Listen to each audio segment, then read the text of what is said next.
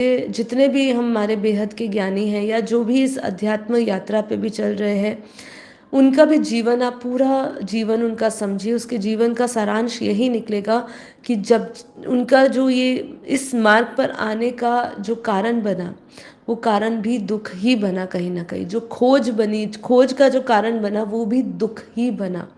ऐसा कोई नहीं है कि जिसने बिना दुख पाए ये रास्ता अपनाया हो, कोई नहीं है। बहुत रेयरेस्ट टू रेयरेस्ट, कम, बहुत बिरला ऐसी आत्माएं होगी जिसको कुछ ऐसा ही पर्पस बहुत क्लियर होगा और जिसको जीवन में ऐसा ही आसपास का माहौल, परिवार या ये सब चीज़ें मिली होगी, जिसने सहजता से ये रास्ता अपना लिया। जैसे हम लोग अपना भी उदाहरण लेते हैं कि हमें कुछ ऐसे बहुत ज़्यादा गहरी तपस्या उस समय नहीं करनी पड़ी जो अक्सर लोग भगवान को ढूंढने में लगाते हैं। लेकिन उसके बाद जो आपका पुरुषार्थ है, जब आपने जाना, उसके बाद आपका पुरुषार्थ काफ़ी कठोर हुआ, जिससे कि आप आज इस रास्ते पर या इस जगह पे पहुँचे हैं।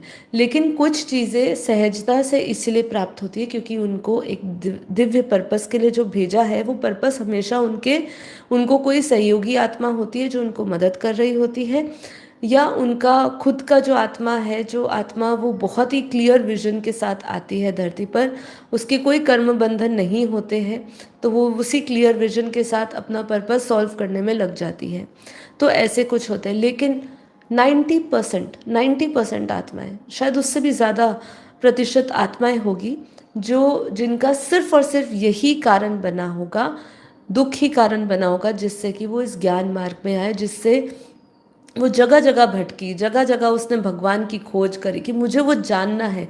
स्वयं जब भगवान धरती पर आया तो उन्होंने भी अपने अनुभव को लेने के लिए कि धरती पर दुख क्या होता है, क्या लोगों को प्रतीत होता होगा जब ऐसा उनसे कोई बहुत अति प्रिय छिन जाता है, ऐसी बहुत सारी चीज़ें स्वयं भगवान ने भी धरती पर आके, जब वो साकारी मनुष्य में आता है तो उसने भी अनुभव किया था। उन्होंने भी अपने पैरों में कांटे उनको भी चुभे थे।